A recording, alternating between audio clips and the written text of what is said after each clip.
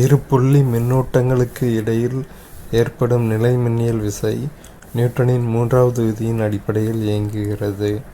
ஒரு மின்னூட்டத்தின் மீது ஏற்படும் விசை வினையாகவும் இன்னொரு மின்னூட்டத்தின் மீது ஏற்படும் விசை எதிர்வினையாகவும் செயல்படுகின்றது. நியூட்டனின் மூன்றாம் விதி என்ன சொல்லுது? ஒவ்வொரு வினைக்கும் அதற்கு சமமான ஆனால் எதிர்திசையில் நிகழும் ஒரு வினை உண்டு அப்படின்னு சொல்லுது. அதே மாதிரியே நிலைமின்னியல் விசையை அதே மாதிரியே செயல்படுது. ஒரு மின்னூட்டத்தின் மீது ஏற்படும் விசை வினையாகவும் இன்னொரு மின்னூட்டத்தின் மீது ஏற்படும் விசை எதிர்வினையாகவும் செயல்படுகின்றது. இதான் கொடுத்துருக்காங்க நிலைமின்னியல் விசை.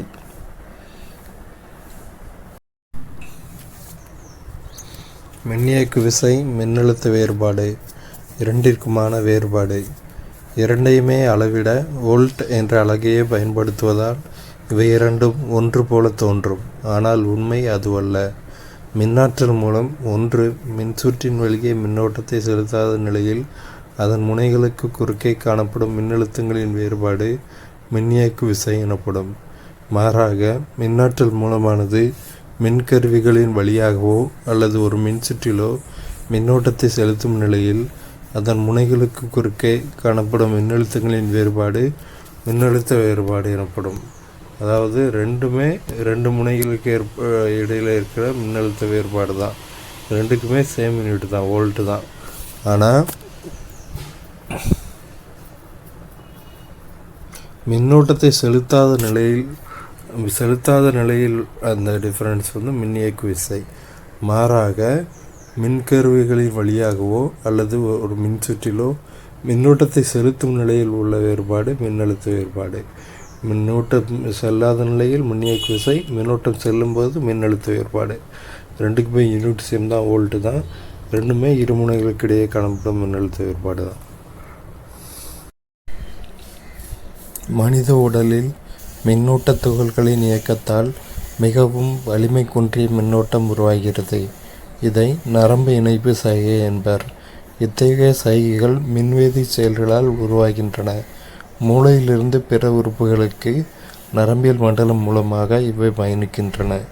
அதாவது நம்ம தலையில் சீப்பை வச்சு ஆறிட்டு கையில் முடிக்கு பக்கத்தில் கொண்டு போகும்போது முடி அப்படியே புல்லரிச்ச மாதிரி முடியெல்லாம் மேலே எழும்பும். இதுதான் மின்வேதி செயல் நம்ம உடம்பில் உருவாதல். இதுதான் அதுக்கு எடுத்துக்காட்டு.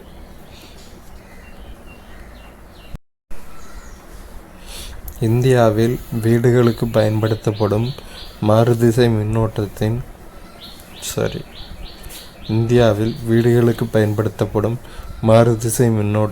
மின்னழுத்தம் மற்றும் அதிர்வெண் முறையே 220 வால்ட் 50 ஹெர்ட்ஸ் ஆகும். மாறாக அமெரிக்க ஐக்கிய நாடுகளில் அவை முறையே 110 வால்ட் மற்றும் 60 ஹெர்ட்ஸ் ஆகும். அதாவது இந்தியாவில் யூஸ் பண்ணுற மின்னழுத்த வேறுபாடு எவ்வளோன்னா 220 வால்ட், அமெரிக்காவில் 110 வால்ட். அதுவே அதிர்வெண் பார்த்திங்கன்னா இந்தியாவில் 50 ஹெர்ட்ஸ், அமெரிக்காவில் 60 ஹெர்ட்ஸ்.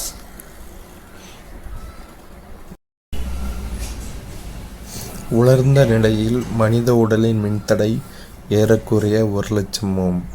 நம் உடலில் தண்ணீர் இருப்பதால் மின்தடையின் மதிப்பு சில 100 ஓமாக குறைந்து விடுகிறது. எனவே ஒரு மனித உடல் இயல்பிலேயே மின்னோட்டத்தை கடத்தும் நற்கடத்தியாக உள்ளது. ஆகவே மின்சாரத்தை கையாளும் போது நாம் சில முன்னெச்சரிக்கை நடவடிக்கைகளை கடைபிடிக்க வேண்டும். நம்ம உடம்புல ரெசிஸ்டன்ஸ் மின்தடை எவ்வளோ இருக்குன்னா 1,00,000 ஓம் இருக்குது. ஆனால் என்ன பிரச்சனைனா நம்ம உடம்புல தண்ணியும் இருக்கிறதுனால அந்த மின்தடை 100 ஓமாக குறைஞ்சிருது. ஸோ கரண்ட்டு பாஸ் ஆக்கிறதுக்கு ஈஸியாகிடுது. அதனால் நம்ம கரண்ட்டு ஹேண்டில் பண்ணும்போது ரொம்ப ஜாக்கிரதையாக தான் இருக்கணும்.